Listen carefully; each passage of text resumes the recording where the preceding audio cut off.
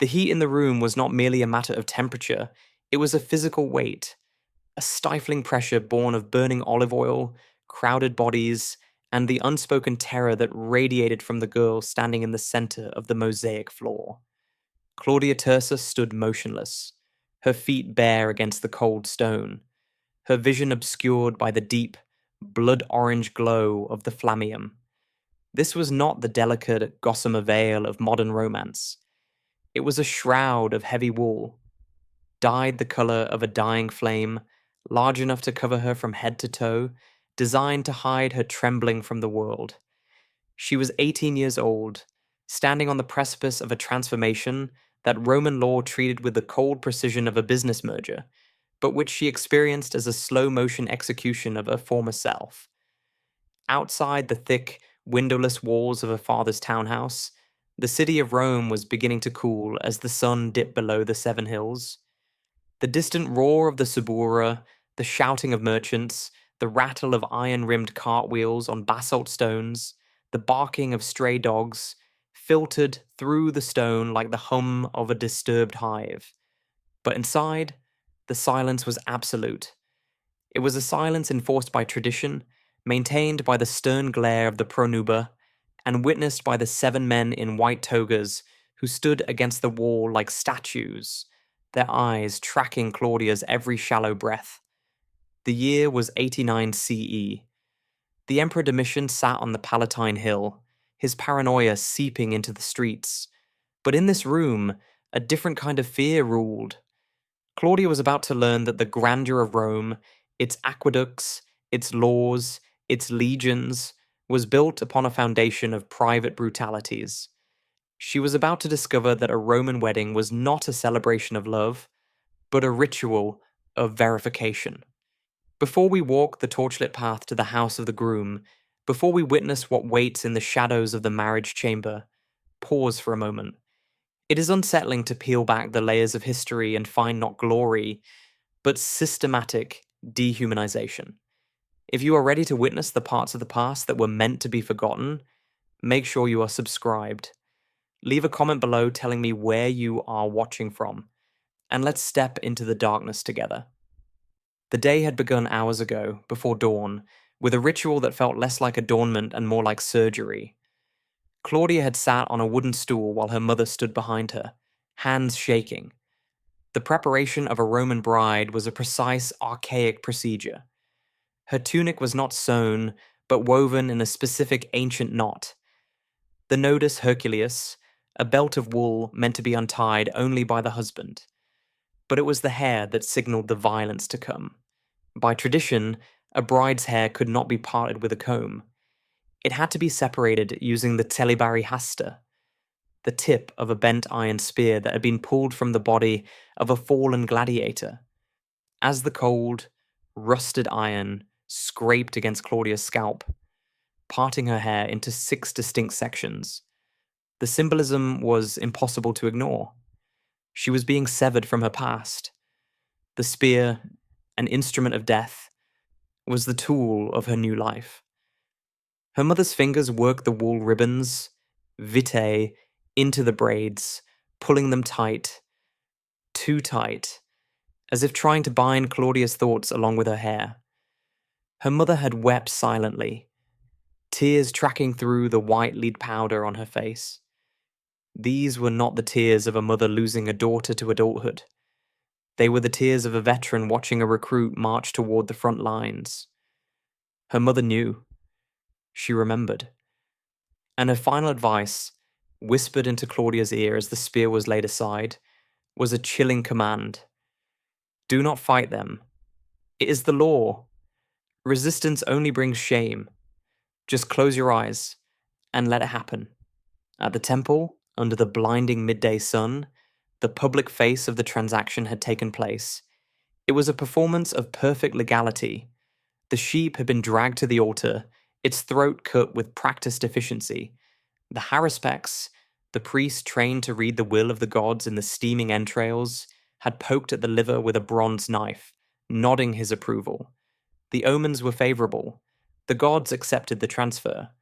Claudia's father, a man of commerce who viewed his daughter as an asset to be leveraged for political stability, had signed the tabulae nuptiales.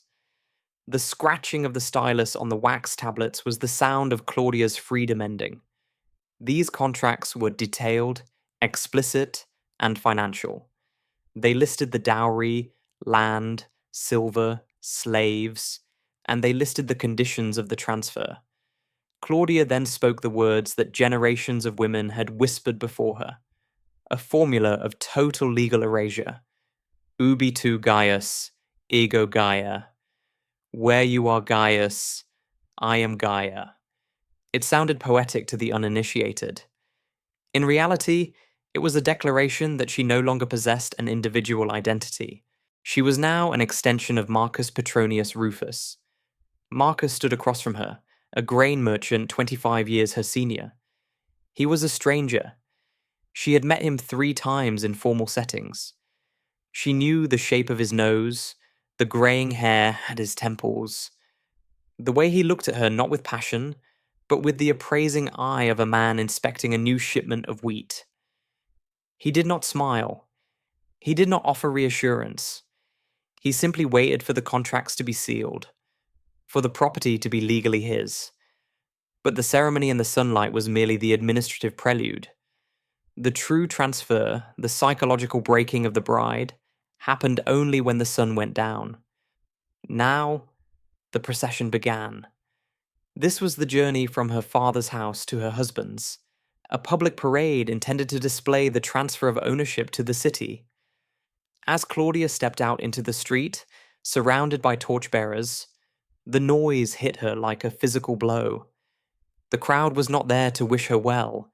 They were there to participate in the fescennine verses. Tradition demanded that the procession be accompanied by crude, sexually explicit songs. The logic was supernatural. By shouting obscenities and mocking the couple, the crowd would distract the evil eye and protect the marriage from jealousy. But to Claudia, walking with her head bowed under the heavy flame-colored veil, it felt like a gauntlet of aggression. The songs were not vague innuendos. They were graphic descriptions of the acts she would be expected to perform that night.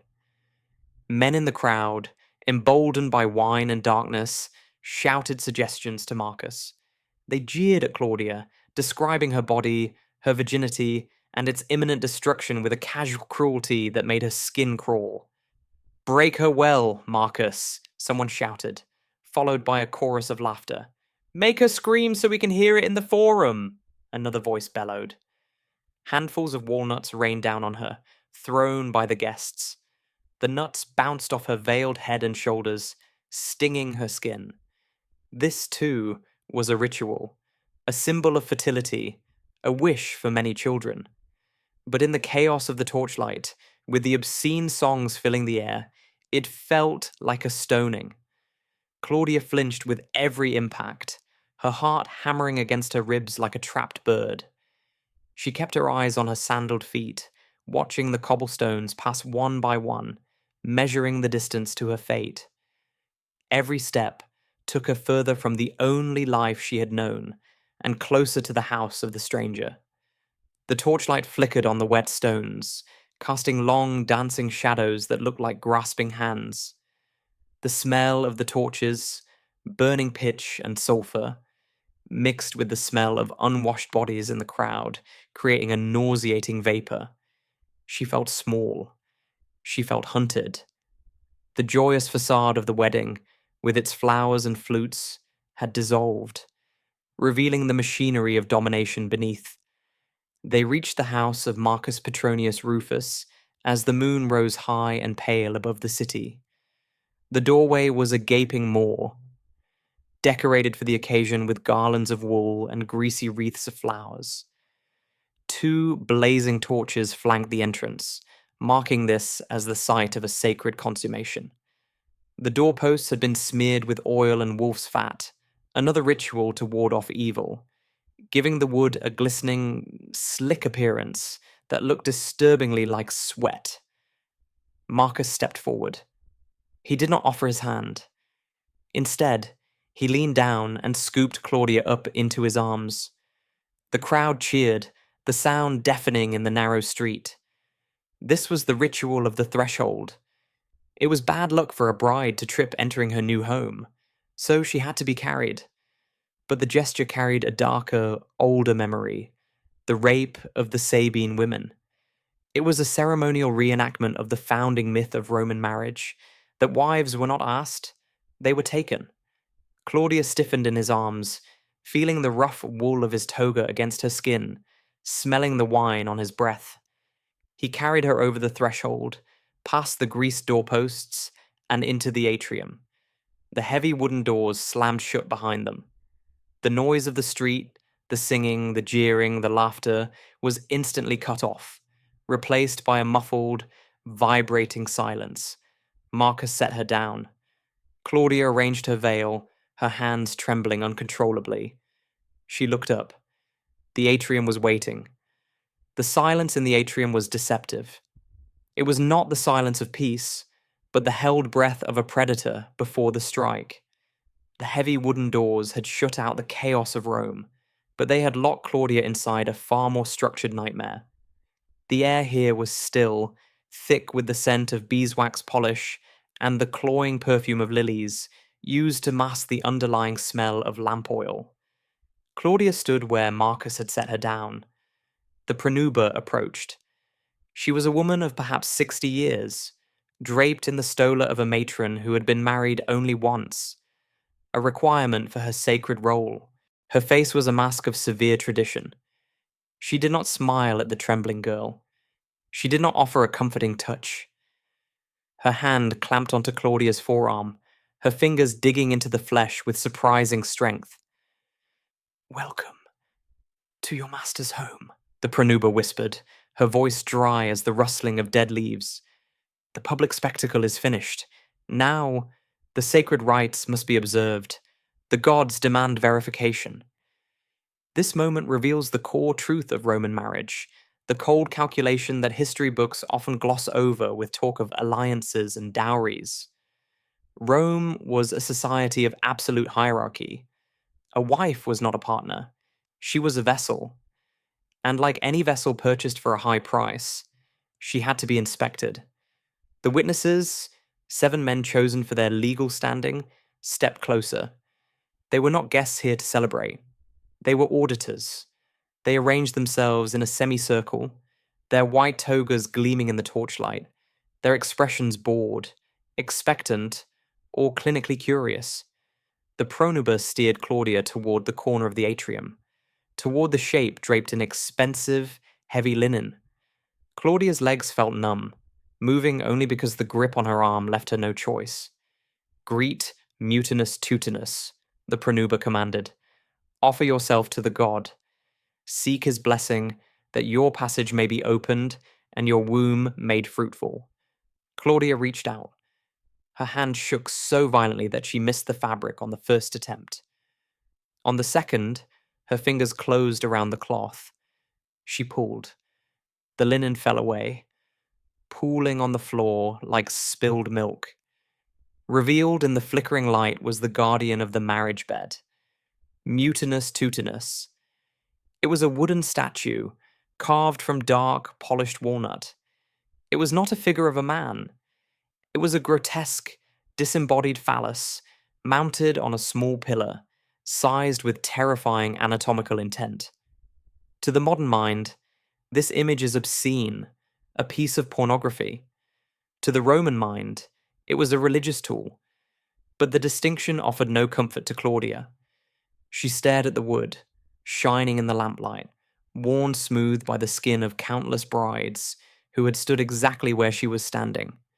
The ancient sources, St. Augustine writing in fury, Arnobius writing in mockery, tell us exactly what happened next. They describe the bride being forced to ride the god. They use the verb insidere, to mount. "Sit," the pronuba ordered. It was not a suggestion. It was the law of the ritual. The purpose was threefold: to avert the anger of the gods, to ensure fertility, and, most cruelly, to break the bride's resistance. It was a psychological shattering. By forcing her to perform this act in front of her husband and witnesses, the ritual stripped away her modesty, leaving her exposed and humiliated, conditioning her to accept whatever Marcus would do to her later. Claudia hesitated. The pronuba's hand tightened, pushing her downward. Marcus watched, his arms crossed, his face unreadable. Was he enjoying this? Was he embarrassed? It didn't matter. He was the owner. She was the asset. Claudia closed her eyes. She detached her mind from her body, floating somewhere above the atrium, watching the girl in the flame-colored veil lower herself onto the wood. She felt the cold hardness of the statue. She heard the sharp intake of breath from one of the witnesses. She felt the death of the girl she had been. When she stood up, shaking and violated by an object of wood and superstition, the ritual shifted instantly from the religious to the clinical. Slaves rushed forward with silver basins of warm water. They began to wash her, their hands brisk and efficient. It looked like a purification, a cleansing after the contact with the fertility god. But as the water was wiped away, the physician stepped out of the shadows. He was a Greek, an elderly man with sharp eyes and a leather satchel. He set the bag down on a small table. The metal instruments inside clicked. Speculums, probes, sponges. This was the moment the contract relied upon. In a world without DNA tests, without written records of intimacy, the physical state of the bride was the only guarantee of legitimate lineage. The examination, the physician announced, his voice devoid of emotion. The pronuba guided Claudia to a bench near the light. There was no screen. There was no privacy. The witnesses leaned in. This was a property inspection. If a man buys a field, he walks the perimeter. If he buys a horse, he checks the teeth. If he marries a virgin of noble birth, he verifies the seal. Claudia lay back. She stared at the painted ceiling, counting the rosettes in the plaster. 1, 2, 3. She felt the physician's hands, cold and dry. She felt the metal. She heard him murmur observations to the witnesses. Intact. The hymen is present. The passage is tight. She is as the contract stated. The witnesses nodded. The notary among them made a mark on a wax tablet. Verified. To us, this scene is a nightmare of abuse. To them, it was procedure. The bride's tears, her trembling, her shame, none of it mattered. Property does not have feelings. Property is transferred, inspected, and signed for. The bride is ready, the physician declared, wiping his hands on a cloth. The pronuba pulled Claudia to her feet. The final act remained. They walked to the thalamus, the marriage bedroom. The bed was high, draped in purple and gold, a stage set for the consummation. The door to the hallway was left wide open. This detail, the open door, is perhaps the most chilling.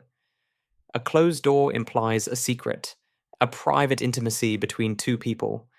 But Roman marriage could have no secrets.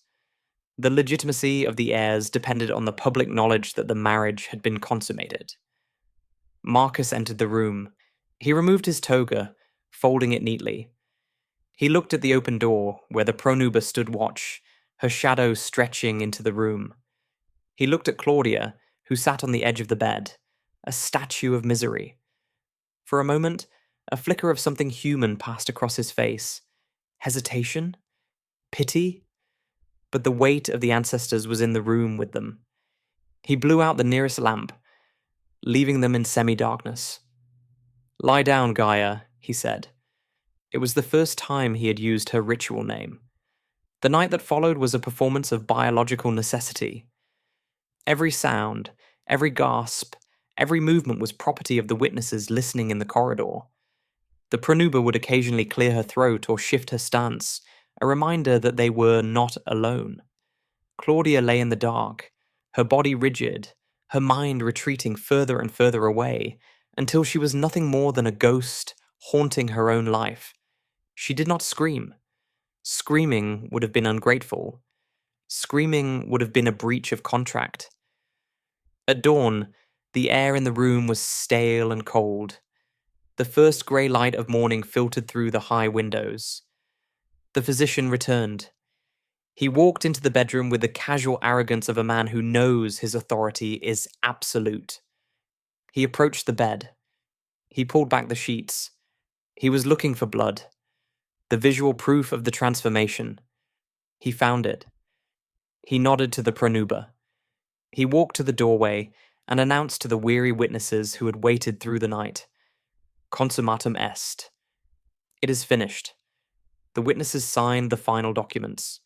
The slaves covered the wooden statue of Mutinus Tutinus in the atrium, hiding the god away for the next wedding, the next girl. Claudia Tersa rose from the bed. She washed the blood from her thighs. She put on the stola of a matron. The girl who had walked into this house was dead.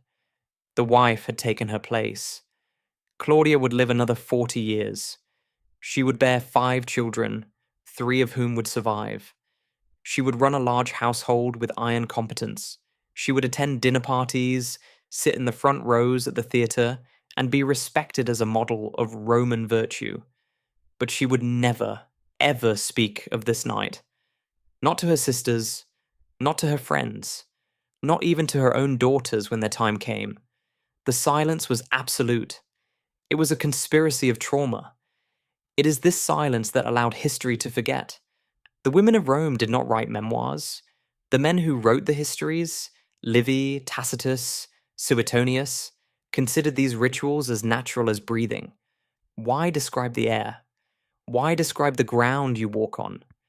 It was only when the empire fell and the Christians rose to power that these practices were dragged into the light, not to be understood, but to be condemned as pagan filth. The church smashed the statues of Mutinus Tutinus. They burned the books that describe the rites. They sanitized the wedding, replacing the phallus with the ring, the inspection with the vow. They succeeded so well that today we imagine Roman weddings as nothing more than pretty saffron veils and scattered walnuts. We romanticize the ruins, we admire the law, but fragments survive. We know what happened to Claudia because the men who hated these rituals wrote them down in their fury. We know because the laws of property were etched in stone and could not be completely erased. Claudia Tersa is dust. Her husband is dust. The house they lived in is buried under 20 feet of modern Rome. But her experience echoes. It reminds us that civilization is often a thin, fragile veneer painted over systematic cruelty. It reminds us that for centuries, the price of law and order was paid in the currency of women's bodies and women's silence. They lived. They endured. They walked into the dark rooms and did what they were told. And even now, from the deepest shadows of history, if you stop looking at the marble statues and start listening to the silence, you can hear them screaming.